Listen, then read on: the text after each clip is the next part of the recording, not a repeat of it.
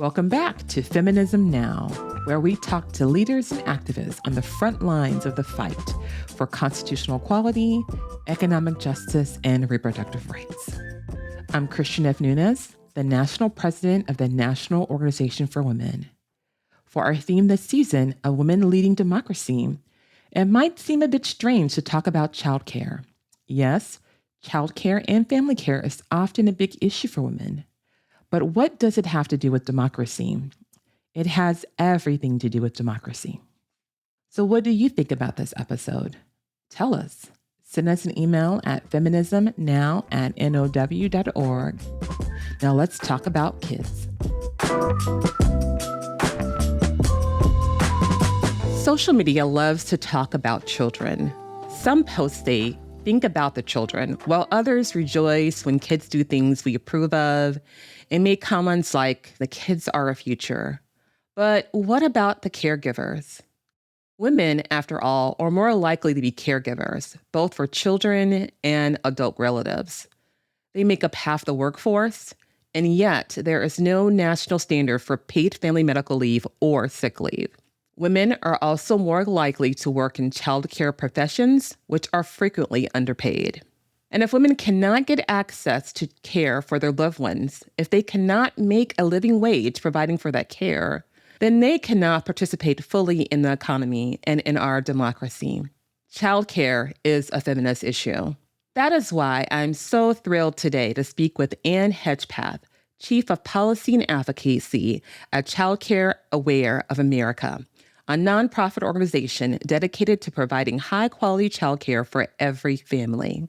Ann, thank you so much for being with us here today on Feminism Now. Thank you so much for having me. I'm excited about this conversation and to get to dig in and talk about childcare. You know, I will tell you, first of all, I'm really thrilled to have you on for this because a lot of times when we talk about feminism, we forget about this being such a feminist issue and such an important conversation to have. And especially as we talk about, we're in the fourth wave of feminism, I think it's important that we bring this back into the fold of the conversation. And as a mother myself of a soon-to-be 5-year-old, and as a single mother, right, leading a national nonprofit organization, this is a conversation that is so near and dear to me about childcare and what that looks like. And as I advocate and lead this organization, I know that this affects many of my staff and our organizers and our members alike. So thank you for coming on. I'm so excited to have this conversation, and I'm ready to get down to nitty-gritty about childcare. What about you? Let's do it. I will say, you were just mentioning childcare is a feminist issue. I feel like give me an issue and I will find you a connection to childcare. I think it is so deeply connected to so many people's lives, their well-being, their economic security, and society as a whole. So let's dig in. I would love to talk about why that's true. So let's just start off by talking a little bit more about the history of childcare in early education, because I think sometimes, the U.S. is not really clear about that history in our country. So can you tell us a little bit more about the history of childcare in early education and how that gets started and how that's evolved to where we are in 2024? Absolutely. And I think I want to start by acknowledging that there has never been a time in our country's history where there have not been people, specifically women, providing labor to care for children. And the history of childcare in many ways originates with the labor provided by enslaved women early in our country's history caring for children. And it has evolved, and at many points in our country's history, there have been moments of necessity where there has been a clear call, a need for there to be childcare available, in particular at moments where women, or at least some women, have been entering the workforce. And the country answered that call at many points in our history, and then didn't answer that call in many other points in our history. And what I'm referring to are times like, as a part of the Industrial Revolution, seeing nurseries and daycares opening as women joined the workforce at that moment in time, the reality that during the New Deal, there were emergency nursery schools opened as people were reemployed on the projects that were a part of that initiative. Those emergency nursery schools transitioned in World War II to be childcare that was used by over 500,000 children. It was provided under the Lanham Act and supported working mothers who were helping the efforts and industry at that critical moment in our country's history. Head Start was launched in 1965. And then we saw, I think, a big roadblock or a challenge that I think we still haven't fully overcome. And that is in 1972, President Nixon vetoed what was a pretty big package from childcare to get us started on investing in child development and to make childcare more available to more families.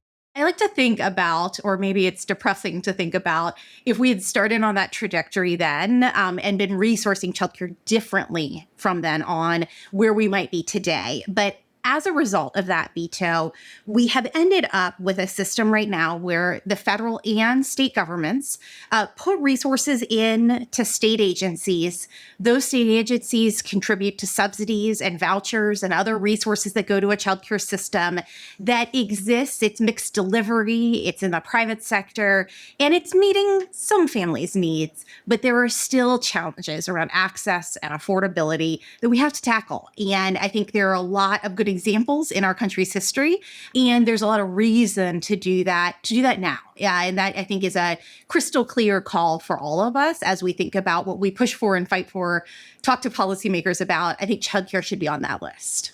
So thank you for bringing it up, because I think it's really interesting to kind of talk about the fact that a lot of the funding has been pushed to the states, right? And when you look at that, we are also seeing that there's still a lot of access and affordability issues that are coming up for many families. I would like you to tell us why we're seeing so many affordability and accessibility issues with childcare when the states are getting funding. You know, part of the dynamic here is that we have a childcare system right now where those resources can be deployed differently, state by state. And we know that the investment overall is insufficient to meet the need. Taken together, that means that families have really different experiences based on their zip code, and they also are having different experiences based on the specific needs they may have as a family. And what I mean by that is, if you need care during non-standard hours, you work a job that's overnight, we know that is a particular kind of childcare that's really hard to find. When we look at issues of affordability, the experience is really different from a dual income earner family to a single parent family. And even when you look across different demographics, a lot of families are having really different experiences. And there's certainly good reason to tailor some approaches to childcare to communities. We can make investments to meet specific needs. And this is actually where the types of employers can really come into play, or what does the community look like and what kind of care are parents looking for. But because we also allow for those differences to be around things like the amount of a subsidy payment and therefore the amount of a family's copay, around the eligibility that might exist for a family to access that support around childcare, and how much money is actually going to stabilizing or supporting the childcare system as a whole and its business model, which is kind of challenging. All of those differences, I think, really stack up. And there are great ways that we can try to standardize things across the country. And that happens when we get strong federal policies and updates to regulations, and when we see best practices emerge and states pick up on it. They learn from each other. But that can be slow. And I think that's real for families across the country right now who can't find a spot for their infant tomorrow when they need to go back to work, and when they need the support at home.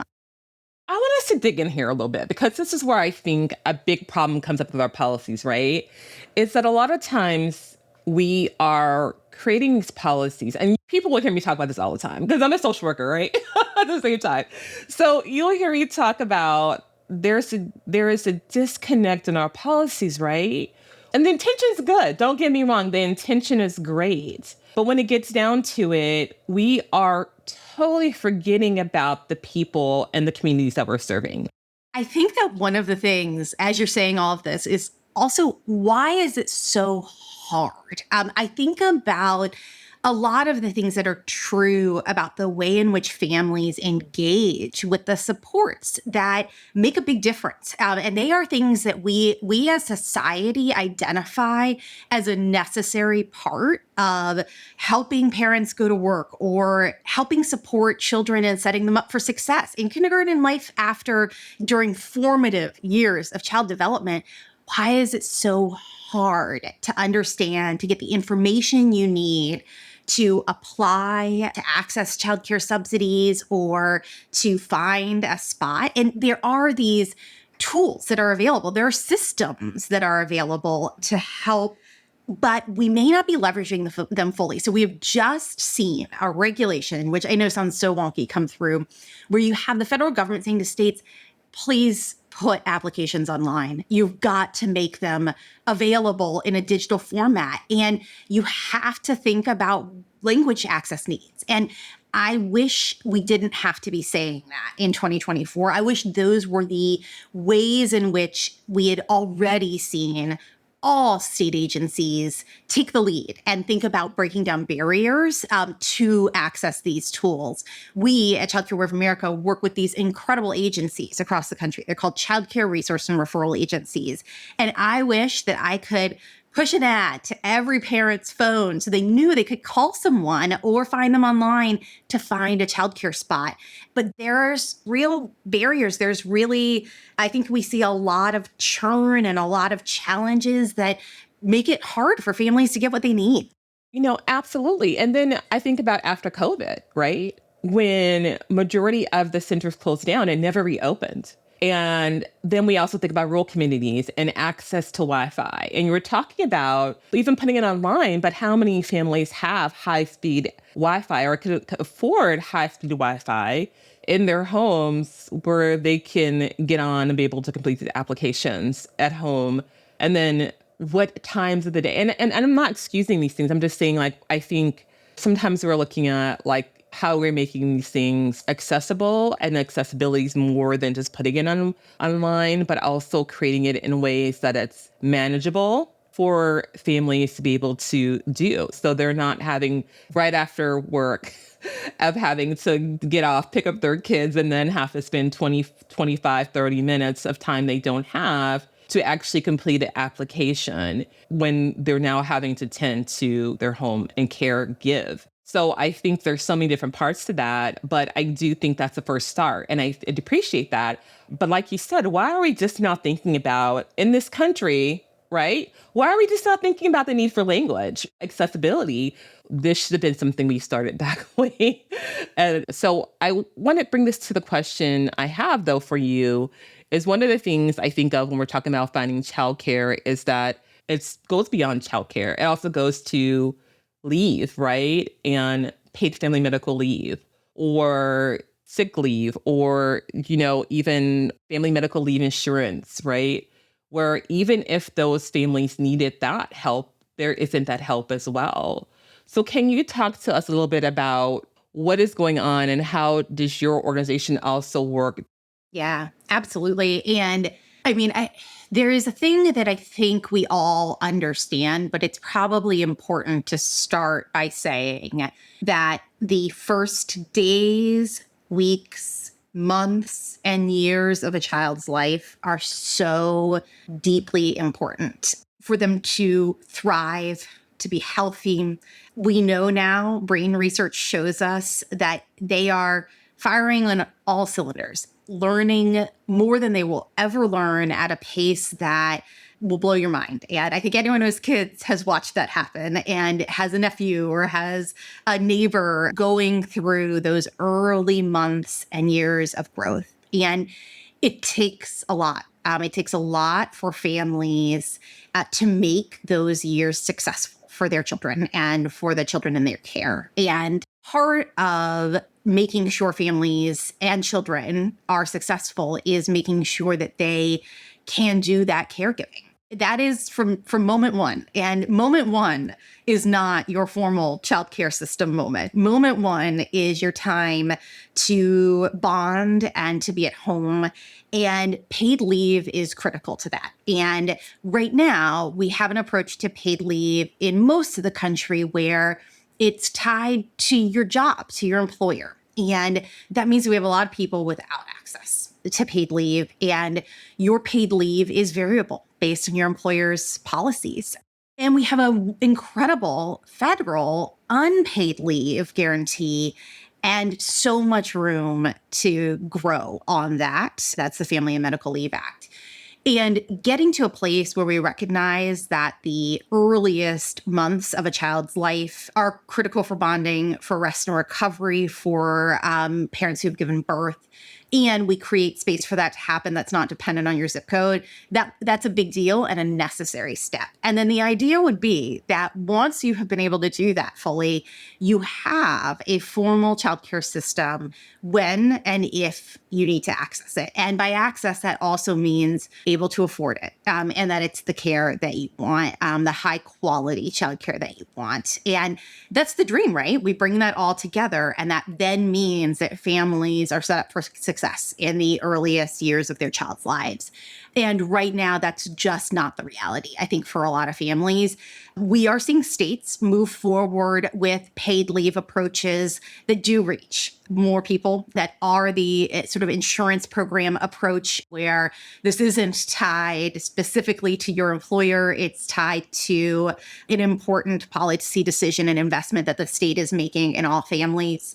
And there's a lot to learn from that and hopefully move towards doing that on a national scale. And that's where something like the Family Act, which is a bill in Congress, can come into play, and all of the great conversations and negotiations that happen as federal policymakers think about what to do about this issue.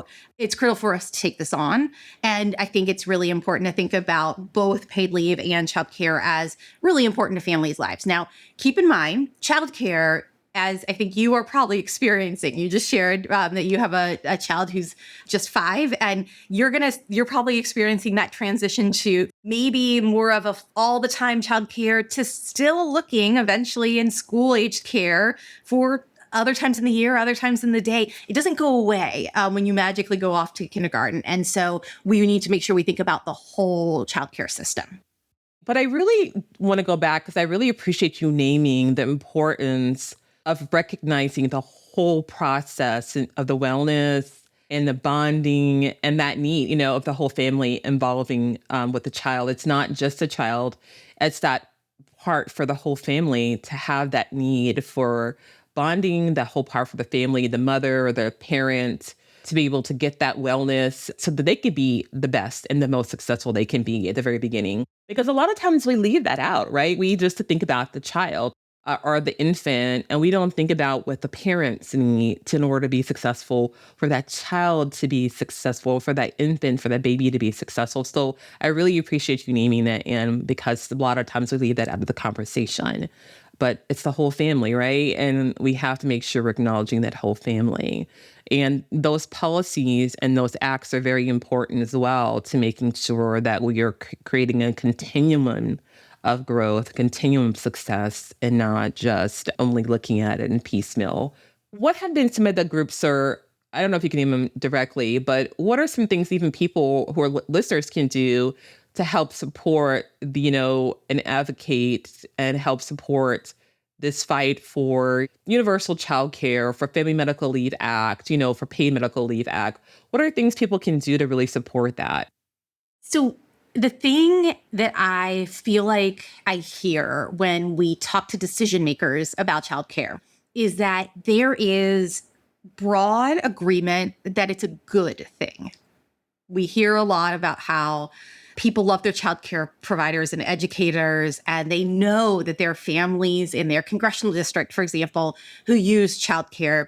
What sometimes doesn't happen is those conversations, that acknowledgement that childcare is a good thing, doesn't move up the priority list. And what I need help on from everyone, anyone who wants to lend a story, a voice, a phone call, an email, is I want childcare and family leave and the things that make families successful. I want childcare to be the highest priority, the non-negotiable for policymakers. And I realize we all have a lot of non-negotiables, and we're very human in that we know we have a lot on our plates, and we need more support from our policymakers and our decision makers.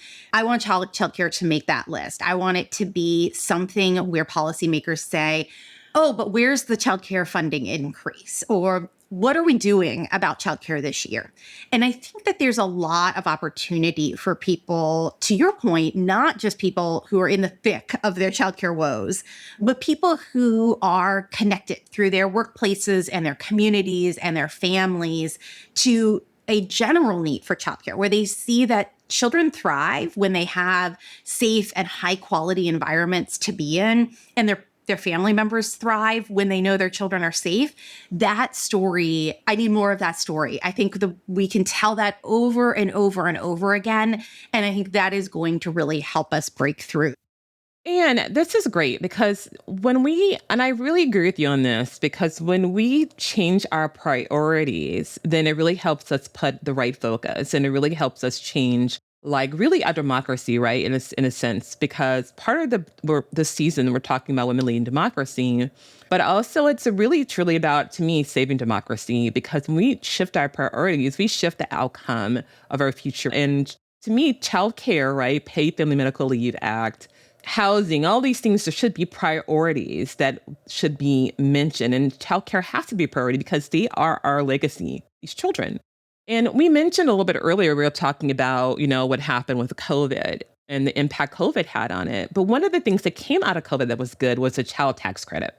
And what we saw, and I think this is a good selling point for individuals who are listening, is that when the Biden-Harris administration provides a child tax credit to families, that the statistics actually show that families actually use that child tax credit for their families. And it actually helped improve child poverty rates tremendously. And so when we talk about that, can you talk to us a little bit more about the approach in the advocacy efforts to continue the child tax credit, if there are any, because I think there are, from my understanding, an expansion of child tax credit, and how that can really help shift the paradigm for ending child poverty and helping also increase childcare?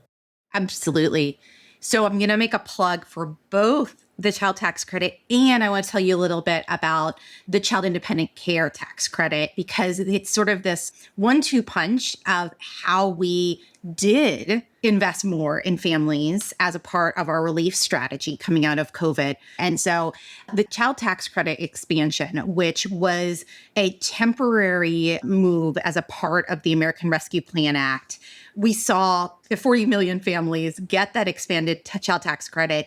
And you're right, it moved so many out of poverty. And that's a big deal. That is the kind of shift that you don't see by tiptoeing around the margins of policy changes. And we know what to do now. And we should move forward with making those kinds of changes. And I know there are members of Congress who are trying to make that happen. And it seemed like we might have a window of opportunity, I think, earlier in this year in 2024. And it is hard to see a path forward right now, but that doesn't mean that without additional advocacy and sort of continued pressure from these lead policymakers, that we won't see the steam pick up again and the opportunity to move forward with some new expansion, which would be great. The other thing that happened during relief funding is we also expanded the child independent care tax credit. Now, that can really only be used for child care and dependent care expenses. But when you think about families being able to balance then needs like their children, their children's food, the transportation or the housing costs they have through the CTC, and also devote some money to that family contribution part of their childcare expenses, you're really coupling up the full basket of tools that help with economic security. And we can pull on a lever to make childcare less expensive and to put more resources in. And we can pull on a lever to make sure that families get direct relief. And those things can make a really big difference together. And so moving forward, we will also next year have a chance to talk about this. Some tax credits expire. And we should be really clear that these are the kinds of tax policies that we want to see move forward. Can you tell us a little bit more about how these tax credits can actually help childcare providers a little bit more? Because I think it's important because we also, at the very beginning, we talked about, the fact that childcare providers are also, essential workers, but they're also underpaid quite often. Oftentimes they can't even afford childcare, right? So can we talk about how this can also help them?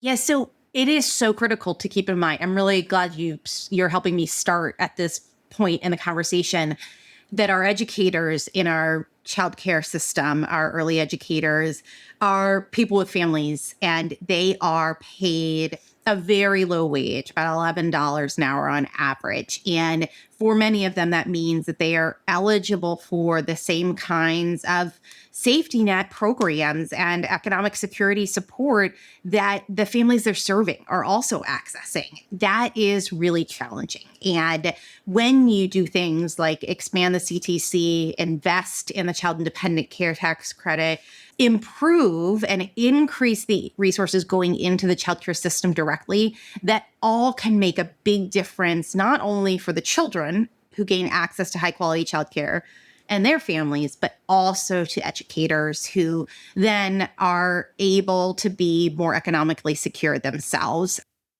So as we're coming to the end of this, I want to just pull this back into what we're facing, the 2024 presidential election. And as we're talking about the democracy, I want to end this with you just sharing with our listeners when we're thinking about the 2024 election and where we're at.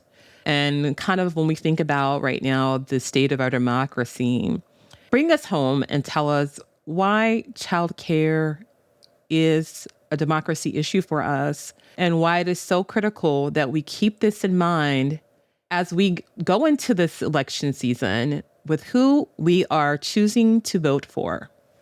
Yes. And I will do my very brief disclaimer, which is I work for a nonprofit, nonpartisan organization.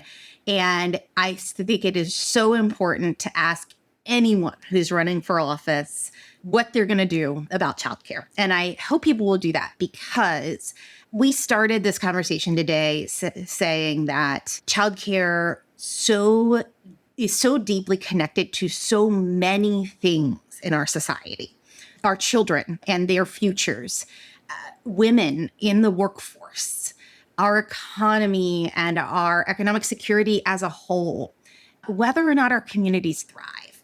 That fabric, I think, is in many ways at the core of what makes up our democracy. And when you make the kind of investments that prioritize children and their families and they can flourish, they have access to high quality childcare, I think that bodes well for our society and our democracy as a whole for the future. And I love to hear what candidates for office and public officials have to say about childcare, what they want to do.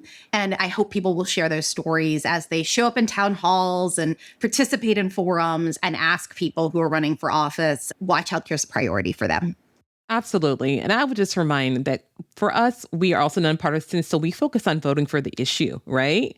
And it's not about the candidate, but it's about the issues that they're representing. And if they're in alignment with our issues, then that's what it's really about. And so you want to make sure that whoever you are voting for is aligned with our issues. And if childcare is something you care about, and that's in alignment with the democracy that we want to see, then that's the person that you want to make sure that you are making sure that you're showing up for more than anything. And I know, and I think this in truth, I think when we talk about and we think about this, it's so important that we continue to support organizations that are looking out for our future and are doing the work that your organization is doing. Thank you, Anne, for coming on to Feminism Now. And we enjoyed having you on our show.